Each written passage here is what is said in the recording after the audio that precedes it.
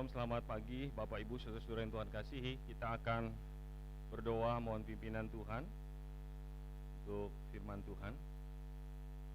Saudara yang mungkin masih berdiri silakan untuk duduk dan kita akan berdoa untuk firman Tuhan. Kami bersyukur untuk hari ini Tuhan sudah memimpin sepanjang minggu. Tuhan sudah memberkati suami, istri dan anak-anak, pekerjaan, bahkan sekolah dan kuliah daripada jemaat-Mu ketika harus melaksanakan segala sesuatu dengan online. Tuhan, kami berdoa biarlah firman Tuhan hari ini di hari perhentian yang Tuhan sudah sediakan bagi kami boleh menikmati firman-Mu dan Engkau berbicara sampai kedalaman hati kami yang paling dalam, supaya setiap kami diubahkan dari minggu ke minggu, dari lepas bulan, lepas tahun, kami boleh semakin mengasihi dan mengenal Engkau. Tuhan, menolong hamba-Mu dengan segala kelemahan dan keterbatasannya. Kiranya Engkau yang memakainya dan mengurapinya hari ini, supaya firman Tuhan semakin jelas dan apa yang harus kami lakukan dalam keseharian kami mengiring Engkau. Demi Kristus kami berdoa dan ucap syukur. Amin. Bapak Ibu saudara kasih Tuhan, kita tahu dalam zaman pandemik seperti sekarang ini, segala sesuatu menjadi berubah. Khususnya kita juga sering menyaksikan tentang orang-orang yang dipanggil pulang meninggal dan harus diberlakukan protokol kesehatan. Sangat miris saudara-saudara ketika melihat orang yang kita kasihi dibungkus plastik atau dibungkus dengan peti yang seadanya karena peraturan COVID-19, lalu keluarga tidak bisa untuk menyertai sampai ke kuburan. Saya menyaksikan di layar televisi keluarga-keluarga yang sangat berduka cita ketika anggota keluarganya yang sangat dikasihinya meninggal dan tidak dapat diiringi sampai ke liang lahat. Berbeda dengan apa yang akan kita renungkan pada hari ini ketika membaca teks tentang kebangkitan Yesus dari Yohanes pasal 20. Kalau saudara membaca dari ayat pasal 20 ayat 1 sampai 10 dan sebelumnya di pasal 19 ayat 39 sampai 40, di sana dikatakan Yusuf Arimatea dan Nikodemus membawa rempah-rempah untuk merempah-rempahi, yaitu berupa mur dan gaharu seberat 50 kati. 50 kati ini kalau dikonversikan menjadi kurang lebih 45 kilogram. Cukup berat, 45 kg dan cukup banyak. Tujuannya adalah supaya memperlambat proses pembusukan mayat Yesus. Maka dilakukan rempah-rempah, dibalut dengan rempah-rempah sedemikian rupa seperti sekarang kalau kita tahu ada formalin. Jadi formalin dimasukkan cairan berupa formalin ke dalam mayat seseorang yang sudah meninggal supaya mayat itu tidak gampang membusuk. Nah, pada waktu itu belum ada formalin, maka dilakukan dengan rempah-rempah. Itulah kebiasaan daripada orang-orang Yahudi, saudara, supaya hari pertama, hari kedua, hari ketiga diharapkan dari tradisi Yahudi, mayat itu dengan jiwanya, dengan rohnya masih ada. Jadi orang-orang Yahudi di dalam tradisi kebudayaan pada waktu itu masih menganggap bahwa orang-orang yang meninggal di hari pertama, hari kedua, hari ketiga, walaupun sudah meninggal, jasadnya ada di sana, mayatnya ada di sana dikubur, tapi orang bisa datang dan menganggap ini satu tradisi Yahudi yang tentunya tidak sesuai dengan firman Tuhan. Jiwanya masih bisa melihat orang yang datang ke kuburan itu. Dengan maksud itulah kalau nanti kita perhatikan teks dari pasal 20 ini, orang-orang Yahudi dalam hal ini Maria Magdalena dan Maria-Maria yang lain datang bersama Simon Petrus dan Yohanes ke dalam kubur Yesus. Tujuannya untuk melaksanakan apa yang diwajibkan oleh para rabi orang Yahudi pada waktu itu. Jadi semacam tradisi dan kewajiban untuk menghibur keluarga yang meninggal. Nah, berbeda dengan konteks daripada orang-orang Yahudi, dalam hal ini orang Mesir. Orang Mesir tidak seperti itu. Tapi orang Mesir ketika melakukan supaya mayat jangan cepat membusuk, maka organ-organ tubuh bagian dalam, jantung, paru-paru, usus dan sebagainya, hati di dalam perut dikeluarkan, lalu menurut apa yang saya baca diberikan semacam balsem, ramuan tertentu, pembalseman mayat, sehingga mayat daripada orang-orang Mesir bisa bertahan bertahun, berpuluh, bahkan beratus tahun lamanya. Itu yang dilakukan orang Mesir. Nah, berbeda pula dengan orang Romawi dan Yunani. Orang Romawi melakukan kremasi, melakukan pembakaran. Jadi sama sekali dibakar lalu hanya diambil abu. Ini yang disebut dengan kremasi.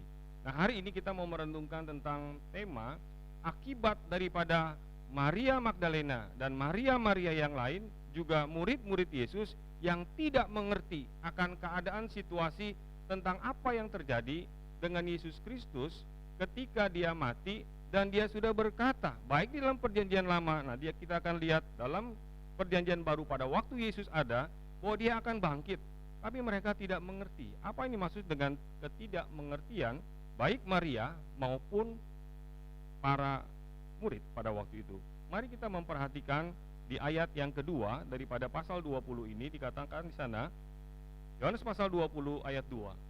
Ia berlari-lari mendapatkan Simon Petrus dan murid yang lain yang dikasihi Yesus, dan berkata kepada mereka, ayat 2, Tuhan, telah diambil orang dari kuburnya. Kami tidak tahu di mana ia diletakkan. Ini adalah kalimat daripada Maria Magdalena yang mengatakan pada waktu dia mengunjungi kubur Yesus dengan tujuan tadi mau menghibur Maria ibu Yesus juga dengan saudara-saudaranya yang lain. Namun sekarang mayat Yesus sudah tidak ada. Yohanes tidak mencatat tentang penampakan daripada malaikat dan Maria wanita-wanita yang lain. Tetapi di bagian Lukas, di bagian Markus maupun Matius, di sana dikatakan bahwa Maria tidak sendiri. Ternyata dikatakan di ayat kedua, kami tidak tahu. Kalau kami berarti ada orang-orang yang lain selain Maria. Saudara dikasihi Tuhan, kita melihat bahwa Yohanes fokus kepada Maria Magdalena. Siapakah Maria Magdalena? Maria Magdalena berasal dari, sesuai dengan namanya Magdalena, dia berasal dari satu kota yang namanya Magdala. Di dalam Lukas pasal 8 ayat 2, ternyata Maria Magdalena ini, dia adalah wanita yang pernah dirasuk oleh 7 roh jahat. 7. Jadi dia punya masa lalu yang kelam.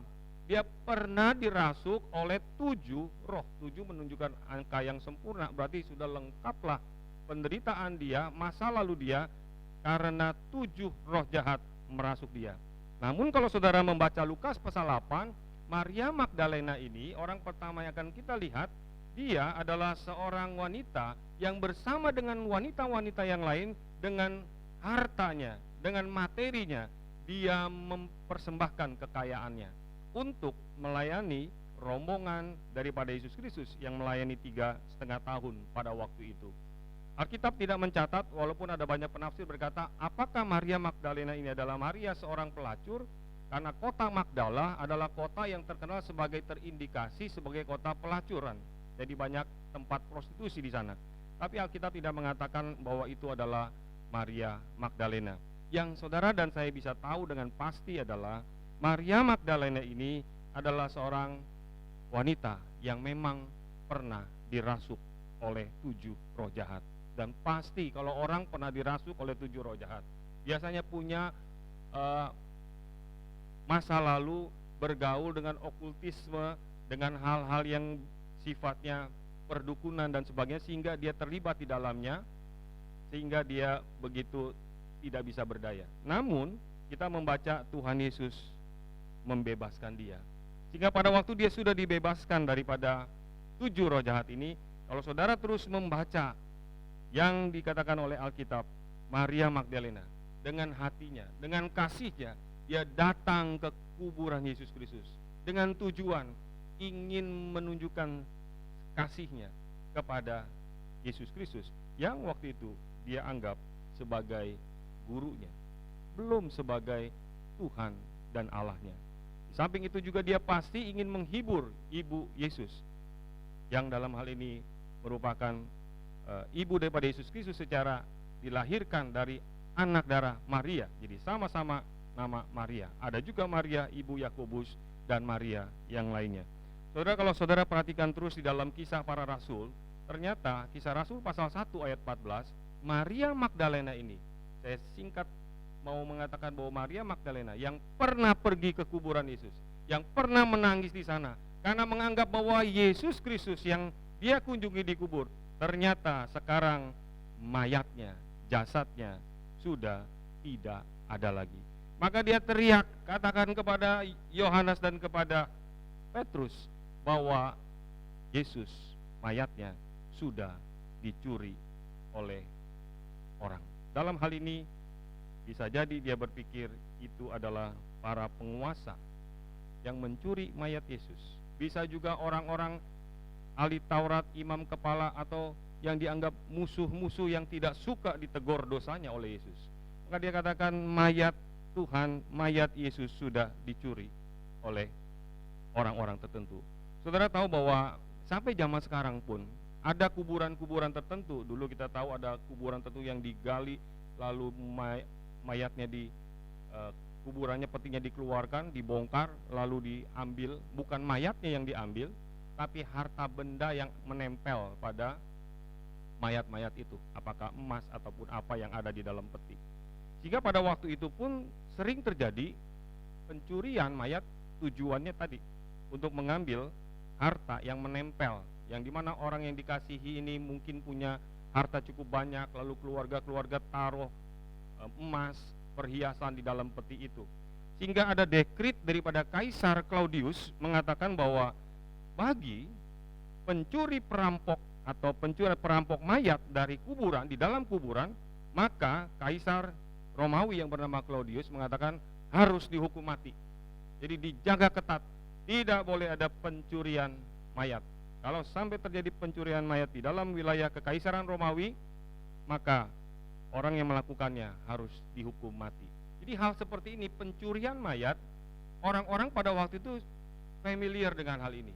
Seperti kasus-kasus yang tadi saya katakan, di zaman tertentu ada orang-orang yang mencuri mayat dari kuburan-kuburan tertentu lalu dibongkar. Ini yang ada dalam pikiran Maria Magdalena.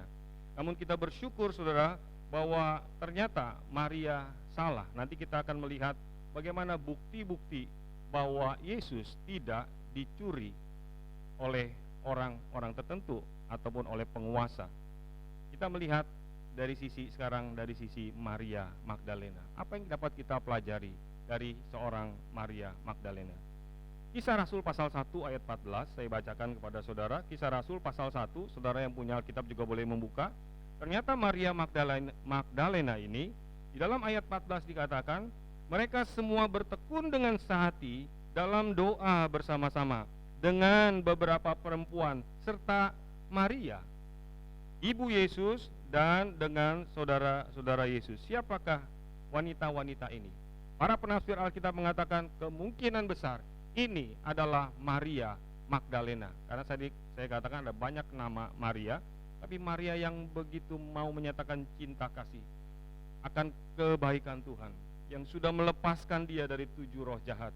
Dia menunjukkan kesetiaannya mulai dari pelayanan Yesus pada waktu dia masih melayani, sampai kalau saudara membaca dia sampai ke kuburan Yesus. Di dalam Lukas 23 ayat 49, perempuan-perempuan, dalam hal ini termasuk Maria, pasal 23 Lukas ayat 49, mengikuti penderitaan, aniaya, sengsara yang Yesus alami sampai ke kayu salib, bahkan sampai dikubur. Dan ketika bangkit, Tuhan khusus menampakkan diri kepada Maria Magdalena. Lalu setelah itu, setelah Yesus berjanji bahwa Roh Kudus akan dicurahkan, dia pun masih setia untuk berkumpul, bersekutu dengan murid-murid yang lainnya. Terima kasih Tuhan. Mari kita renungkan bagian pertama. Saya teringat waktu saya kuliah S1 dulu, ada seorang artis yang bersaksi tentang masa lalu dia, tentang kepercayaan dia, tentang hidup masa lalu dia. Lalu dia menyaksikan bagaimana sekarang dia sudah menerima Tuhan katanya. Lalu saat itu saya masih mahasiswa S1.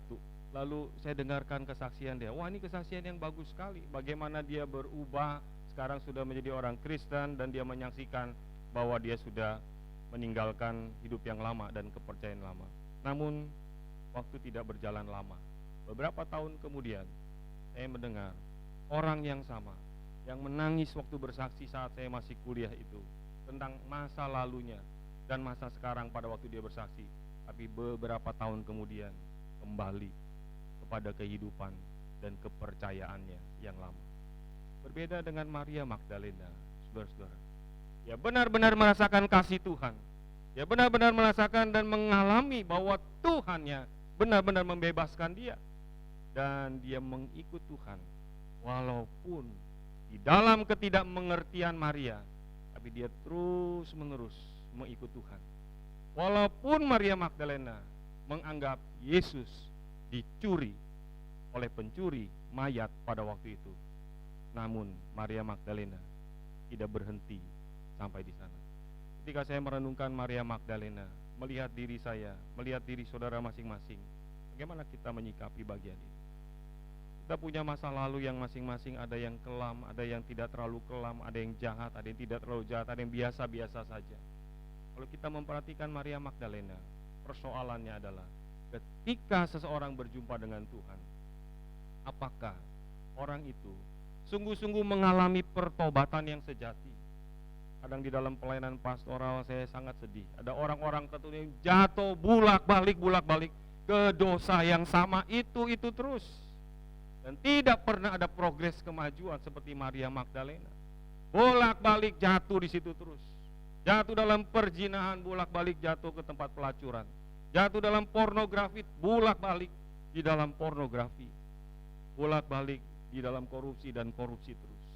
Maria Magdalena, walaupun hidupnya rusak di masa lalu, 7 roh jahat. Apa yang dapat diharapkan dari orang yang dirasuk oleh setan? Kecuali orang itu dibebaskan dan dilepaskan. Namun kita bersyukur kepada Tuhan, saudara-saudara. Cinta kasih Tuhan membawa Maria Magdalena pada pertobatan yang sejati. Dan dia buktikan bahwa dia bukan hanya mau dibebaskan, mendapatkan anugerah. Tapi Lukas 8 dia mempersembahkan apa yang dia dapat persembahkan, hartanya. Lalu di dalam ayat-ayat berikutnya kita melihat Lukas 23 bagaimana dia mengiring Yesus sampai Yesus menderita. Di atas kayu salib dia tetap setia sementara murid-murid lain meninggalkan. Bahkan Kisah Rasul pasal 1 ayat 14, Maria Magdalena yang sama tetap berada di dalam persekutuan, berdoa bertekun menantikan datangnya Roh Kudus. Bagaimana dengan saudara dan saya hari ini? Ada banyak orang yang salah di dalam mengiring Tuhan. Salah mengerti siapa Yesus Kristus, salah mengerti siapa Roh Kudus, tapi tidak pernah mau belajar dari kesalahannya. Saya bersyukur kepada Tuhan, kalau bukan karena cinta kasih Tuhan, saya pun tidak ada di tempat ini. Saya termasuk orang yang sesat, orang yang memahami Tuhan secara salah, tapi Tuhan berkasihan membawa saya. Dan saya percaya bukan hanya saya, tapi saudara semua di tempat ini. Pertanyaannya adalah, maukah kita terus bertekun?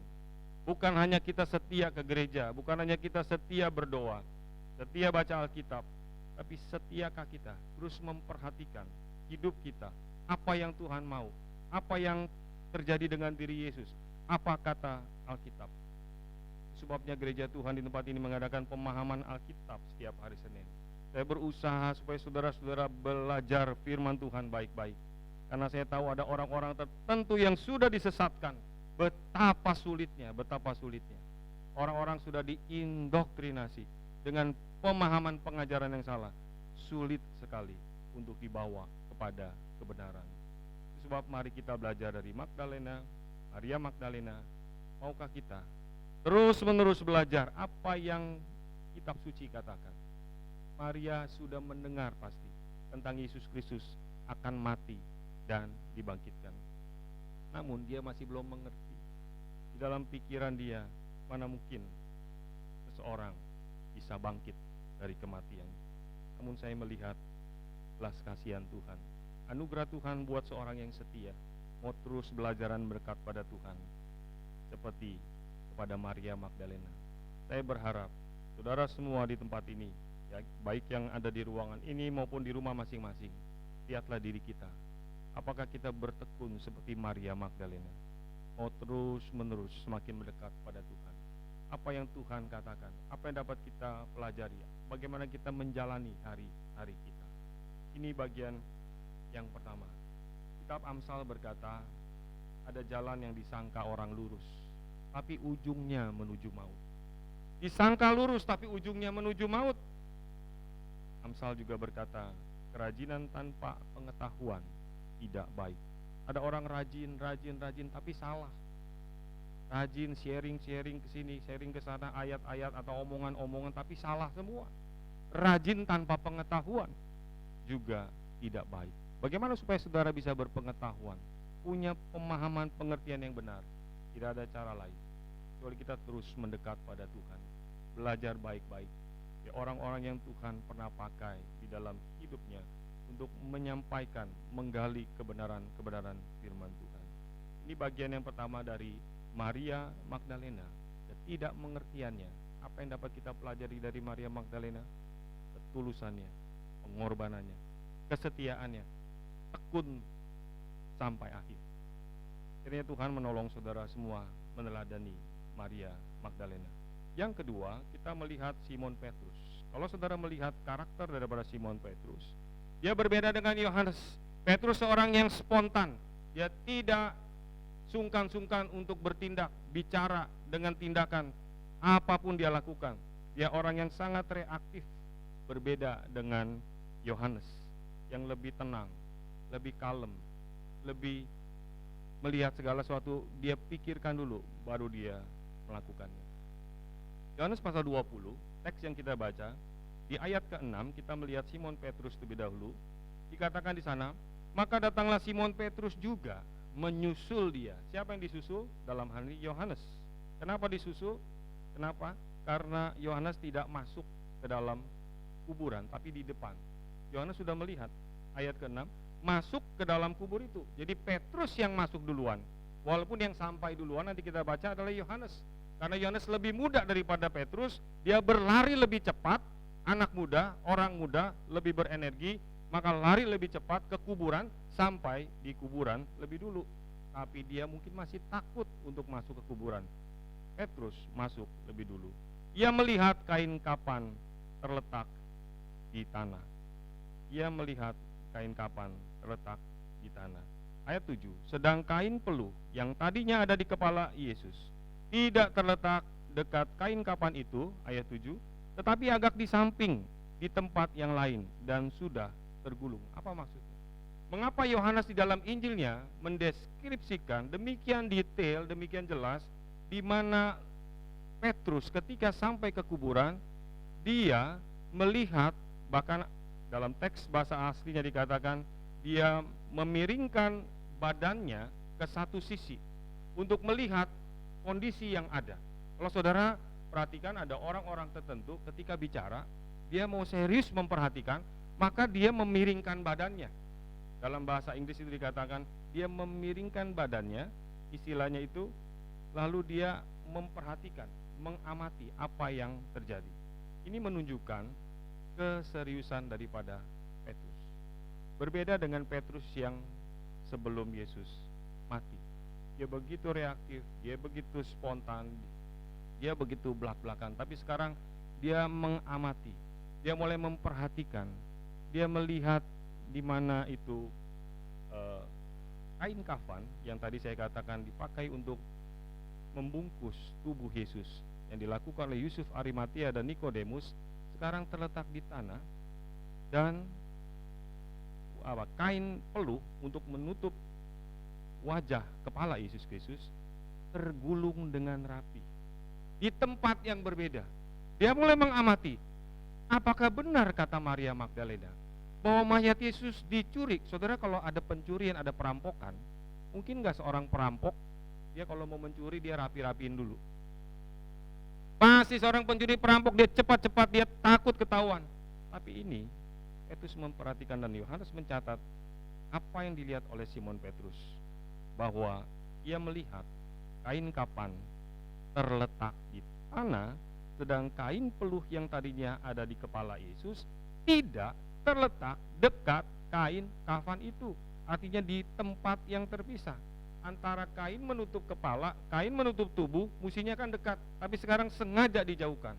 Dia mulai memikirkan apa yang terjadi. Yohanes tidak mencatat, tetapi kalau saudara membuka Lukas, Lukas mencatat bahwa apa yang dilakukan oleh Simon Petrus itu, dia mulai memikirkan lebih lanjut apa yang terjadi dengan mayat Yesus. Lukas mencatat pasal 24, dia merenungkan segala sesuatu. Apa sesungguhnya yang sedang terjadi di kuburan ini? Saudara yang kasih Tuhan, kita ingat bahwa sebelum Yesus Kristus disalib, dia menatap wajah Petrus. Petrus menatap wajah Tuhannya, dan dia tertunduk malu ketika dia harus menyangkal 3 kali. Sekarang dia menatap kain peluh untuk membungkus wajah kepala Yesus Kristus. Dia merenungkan, dia melihat dalam-dalam, melihat bukan sekedar melihat, tapi dia mengamati apa sesungguhnya yang sedang atau telah terjadi. Terima kasih Tuhan. Namun sayangnya kalau kita perhatikan, Petrus juga sampai titik itu dia belum percaya akan kebangkitan Yesus. Bukankah Tuhan Yesus sudah berkata berkali-kali bahwa hari yang ketiga, ketika selesai hari ketiga, maka aku akan bangkit, baik di dalam perjanjian lama maupun di dalam perjanjian baru. Bahkan ketika Yesus Kristus ada bersama dengan Petrus. Namun ketika dia melihat itu semua, pikiran, hati, dan apa yang pengalaman-pengalaman berjalan bersama dengan Tuhan, belum bisa untuk mengambil satu komitmen kepastian bahwa Yesus benar-benar sudah bangkit. Saudara yang kasih Tuhan, tadi kita melihat diri kita di bagian kedua. Sudah berapa lama kita mengikut Tuhan? Sudah berapa lama kita mengiring Yesus? Berapa lama kita mendengarkan khotbah, membaca Alkitab, bahwa Yesus Kristus selalu menyertai kita, bersama-sama dengan kita. Namun berapa sering juga saudara dan saya bisa seperti Petrus. Kita bisa seperti Simon Petrus yang meragukan apakah benar seperti apa yang dikatakan oleh Tuhan. Mari kita melihat Lukas pasal 24 ayat 25. Saudara boleh membuka Lukas pasal 24 ayat 25 tentang perjalanan ke Emmaus. Lukas 24 ayat 25. Saya akan bacakan, saudara bisa bersama-sama membaca di rumah masing-masing atau di tempat ini. 1, 2, 3. Hai kamu orang bodoh, hai kamu orang bodoh, betapa lambannya hatimu, sehingga kamu tidak percaya segala sesuatu yang telah dikatakan para nabi. Kitab mengatakan, hai kamu orang bodoh. Orang bodoh, foolish, beda dengan stupid. Jadi kalau foolish dikatakan bodoh, di Alkitab dikatakan pakai kata foolish, bodoh di situ. Bodoh bukan dalam arti kurang pengetahuan, bukan. Tapi bodoh diartikan sudah tahu tapi tidak bertindak sesuai dengan apa yang diketahuinya. Beda nggak saudara? Antara foolish dengan stupid. Foolish itu sudah tahu, tapi dia tidak mau bertindak apa yang dia sudah tahu. Berarti dia tidak percaya apa yang diketahuinya. Tapi orang stupid adalah orang kekurangan pengetahuan. Dia stupid, dia bodoh, dalam arti dia nggak tahu, memang belum ada informasi untuk memberikan dia pengetahuan.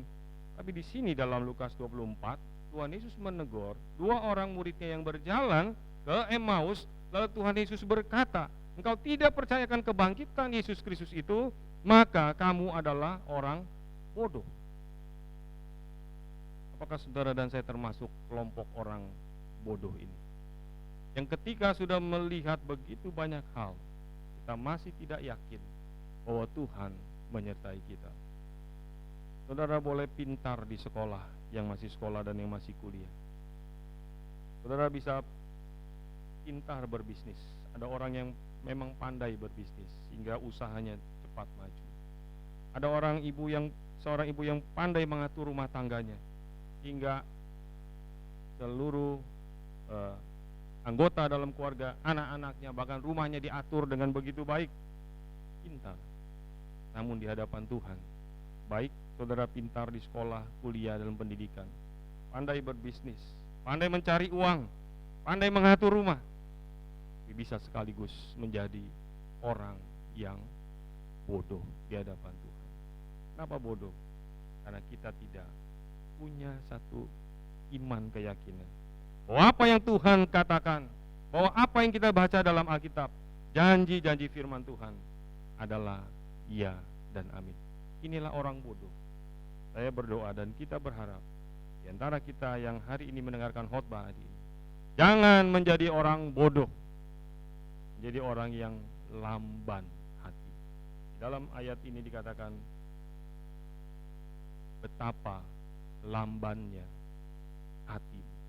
Orang bodoh ini hatinya lamban. Lamban itu apa? Ya lamban, lama untuk bergerak. Usianya sudah sampai, tapi dia jalan begitu lamban. Begitu lamban. Dan Tuhan katakan, kamu sudah tahu segala sesuatu, tapi kamu tidak percaya segala sesuatu.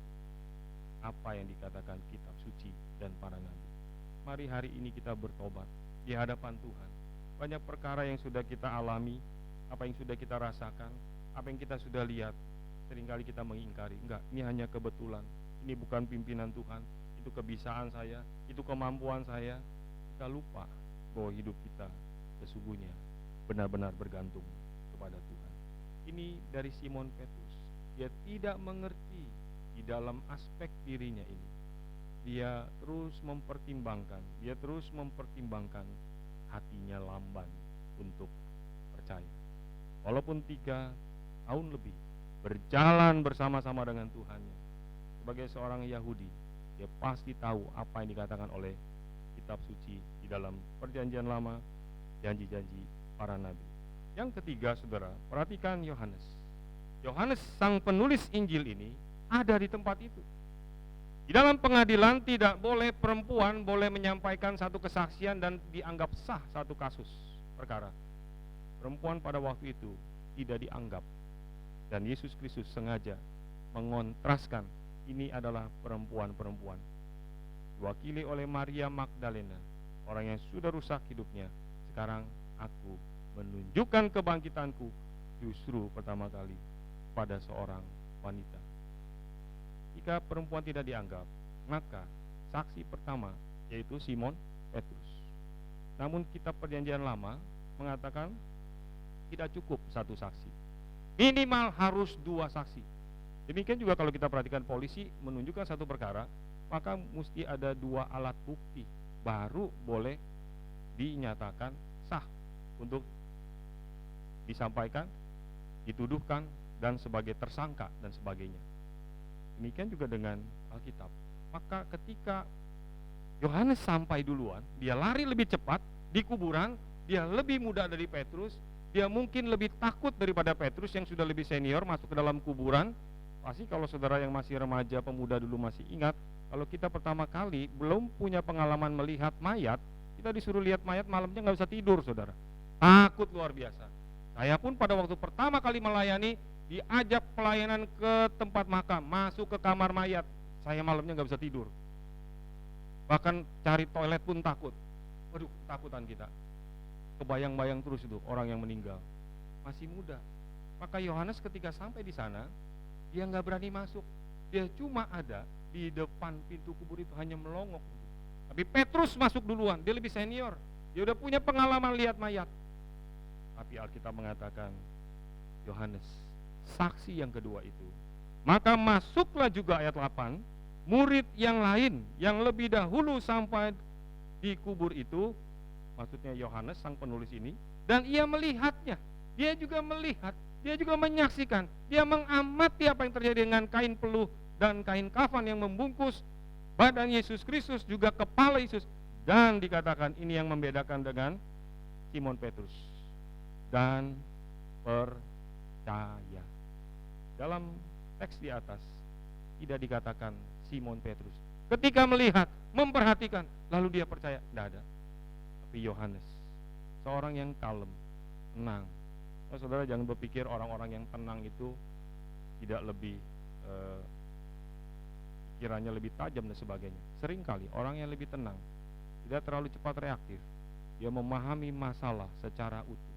Dan kalau saudara memperhatikan Rasul Yohanes, berbeda dengan Rasul Petrus, dia menulis Injil Yohanes tentang kekekalan sampai kekekalan. Dari mulai awal, from in the beginning, Yohanes pasal 1 ayat 1 yang mewakili Kejadian 1 ayat 1, sampai kitab Wahyu tentang apa yang akan terjadi di dalam kekekalan setelah dunia ini berakhir.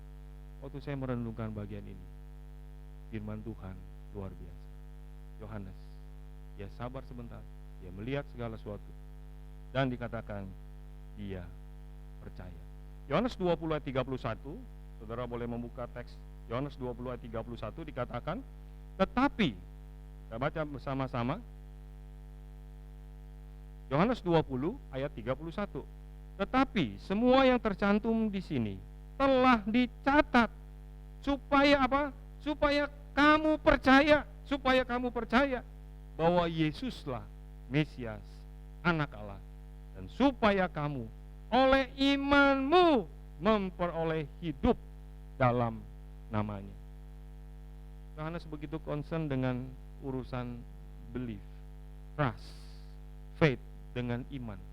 Bagaimana kita percaya kepada Tuhan. Jadi dosa di dalam Injil Yohanes yang terbesar bukan dosa perzinahan, perampokan, pencurian, pembunuhan, bukan. Tapi di dalam Injil Yohanes dia menekankan betapa besarnya dosa ketidakpercayaan. Karena kalau saudara dan saya tidak percaya kepada seseorang, maka apapun yang dikatakan, dilakukan, kita tidak anggap. Demikian juga kalau kita tidak percaya kepada Yesus Kristus, maka kita tidak pernah menghargai karya-karya. Yohanes mengerti apa itu percaya, hingga dia katakan supaya kamu percaya. Yohanes 20 ayat 31. Saya membaca seorang teolog namanya John Stott. Dia berkata begini, seperti selaput kepompong yang ditinggalkan oleh kupu-kupu yang sudah keluar. Seperti selaput kepompong yang ditinggalkan oleh kupu-kupu. Ketika keluar dari kepompong, dia meninggalkan kepompong itu. Maka Yesus Kristus di dalam kebangkitannya, dia meninggalkan itu. Dalam hal ini diibaratkan kepompong ini, kain kafan itu dia tinggalkan, dan kain peluh dia lipat, tergulung dengan rapi di tempat yang berbeda, menunjukkan Yesus bukan dicuri oleh orang, tapi dia sendiri bangkit dan dia keluar di kuburan yang kosong, dan dia meninggalkan semua itu untuk menjadi bukti buat para muridnya melanjutkan misi dan pelayanan yang Tuhan berikan kepada mereka. Terima kasih Tuhan. Kalau kita ingat Lazarus, berbeda. Ketika Lazarus 3 hari dikubur, dia masih di dalam lilitan kain kafan. Ketika Yohanes pasal 11 mencatat Yesus memanggil Lazarus, Lazarus keluar, maka Lazarus keluar dari kubur. Ia masih mengenakan kain kafan. Saudara masih ingat kisah Lazarus? Lazarus ketika dibangkitkan, dia tidak lepas dari kain kafan yang melilitnya, tapi dia masih memakai. Saya tidak tahu bagaimana cara dia jalannya, apa dia loncat-loncat atau dia jalan dikit-dikit, tapi dia masih memakai. Tapi waktu Yesus Kristus dibangkitkan, dia tinggalkan kain kafan itu. Apa maksudnya saudara? Di sini kita melihat kebangkitan Tuhan adalah inisiatif dari diri dia, bukan dari orang lain, pihak orang lain, tapi dia sendiri yang bangkit. Terima kasih Tuhan. Kembali kepada Yohanes, ketika dia masuk di kubur, dia mengamati juga ketika Petrus sudah masuk. Sekarang giliran Yohanes, murid yang dikasihinya, murid yang selalu bersandar dengan Yesus, murid yang paling muda. Namun yang paling muda ini ternyata Tuhan persiapkan untuk nanti mati paling tua, dan tidak mati secara dibunuh atau martir, mati karena tua. Dia amati segala sesuatu. Dia mungkin Nafsi berkata dia merenungkan Mazmur pasal 16. Saya setuju, dia mungkin memikirkan firman-firman yang kitab suci, nubuatan para nabi juga pemazmur. Dalam pasal 16 ayat 10 dikatakan, sebab engkau tidak menyerahkan aku ke dunia orang mati dan tidak membiarkan orang kudusmu melihat kebinasaan. Hosea pasal 6 ayat kedua, ia akan menghidupkan kita sesudah 2 hari. Pada hari yang ketiga, ia akan membangkitkan kita dan kita akan hidup di hadapannya. Bukan hanya perjanjian lama, tapi Matius 20 ayat 19, Markus 10 ayat 34, Lukas 18 ayat 33 mengatakan, pada hari ketiga ia akan bangkit. Teringat semua firman yang pernah dia dengar, yang pernah dia baca dari kitab suci perjanjian lama, bahwa Yesus, apa yang aku lihat sekarang dengan kain kafan, dengan kain peluh ini, Yesus benar-benar sudah bangkit. Sejak saat itu Yohanes, walaupun mungkin proses untuk semakin hari semakin dikuatkan kepercayaannya. Kalau saudara memperhatikan satu bagian lagi, saudara, saya mau ajak dari Yohanes pasal 21 ayat yang ke-7. Apa yang terjadi ketika Yesus menampakkan diri untuk yang kesekian kalinya? Yohanes pasal 21 ayat yang ke-7. Mari kita baca. Maka murid yang dikasihi Yesus berkata kepada Petrus. Jadi Yohanes dan Petrus sering kali dihadapkan bersamaan kepada pembaca, kepada saudara dan saya, untuk menunjukkan, membandingkan siapa Simon Petrus, siapa Yohanes. Sekarang ketika Yesus Kristus menampakkan diri di Danau Tiberias, ayat ke-7, ketika Petrus mendengar bahwa itu adalah Tuhan, dari mana dia tahu? Dari Yohanes. Murid yang dikasihi Yesus itu berkata kepada Petrus, itu Tuhan. Saudara perhatikan, orang yang sudah percaya, bahkan masih jauh, orang belum bisa melihat, Yohanes bisa melihat, itu Tuhan kita, itu Yesus Kristus. Baru ketika Petrus mendengar dari Yohanes bahwa itu, apa yang dilihatnya itu adalah Tuhan yang sudah bangkit, ia mengenakan pakaiannya, sebab ia tidak berpakaian, lalu sesuai dengan temperamennya dia terjun ke dalam danau dan menuju ke pantai, mau berjumpa dengan apa yang dikatakan oleh Yohanes, bahwa itu adalah Tuhan Yesus Kristus. Waktu saya memperhatikan teks ini, benar, orang yang punya kedalaman di dalam iman hingga gampang diombang-ambing. Dia cepat sekali mengenal siapa Tuhannya, mana roh yang benar, mana roh kudus, mana roh setan, mana karya Tuhan, mana karya yang bukan dari Tuhan, mana pendeta yang asli, mana pendeta yang palsu, mana jemaat yang sungguh-sungguh yang lahir baru, mana jemaat yang Kristen KTP. Jelas bagi orang-orang yang sudah percaya akan kebangkitan Tuhan. Mari kita di bagian akhir ini melihat diri kita masing-masing. Kalau kita sudah mengerti, kita sudah tahu firman Tuhan, apakah saudara dan saya terus-menerus mau belajar percaya seperti Yohanes? Percaya yang makin hari makin mendalam dengan cinta kasihnya. Dia menuliskan 1, 2, 3 Yohanes, surat 1, 2, 3 Yohanes. Dia menuliskan surat Wahyu. Dia menuliskan Injil Yohanes yang begitu penting, yang menggambarkan, menjelaskan siapakah Yesus Kristus yang hari ini kita peringati, yang sudah mati namun dia bangkit dari kematian.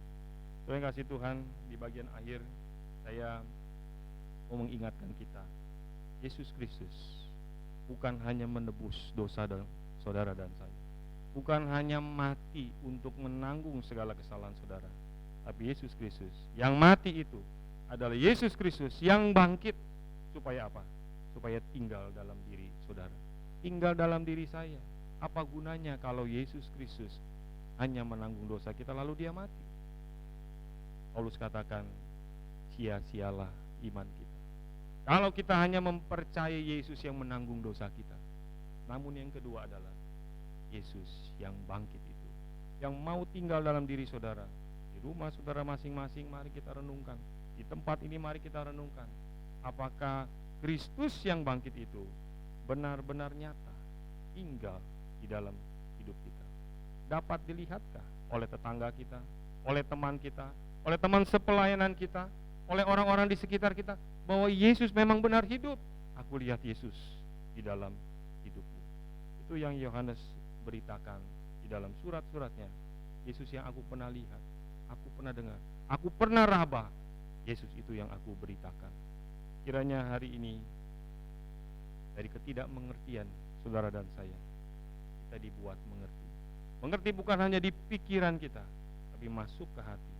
Sekarang menjadi iman yang menyelamatkan, iman yang menuntun kita sampai satu hari kita boleh berjumpa dengan Tuhan muka dengan muka. Amin. Saya undang saudara bangkit berdiri. Mari kita berdoa.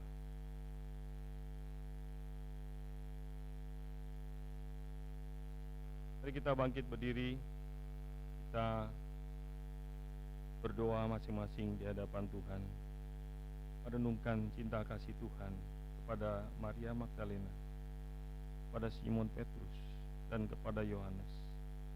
Dari ketidakmengertian mereka, dari kebodohan mereka yang sudah tahu tapi tidak melakukan, menjadi orang-orang percaya yang semakin kuduskan, dikuatkan, diajar terus mengiring Tuhan. Mari kita berdoa mengucap syukur.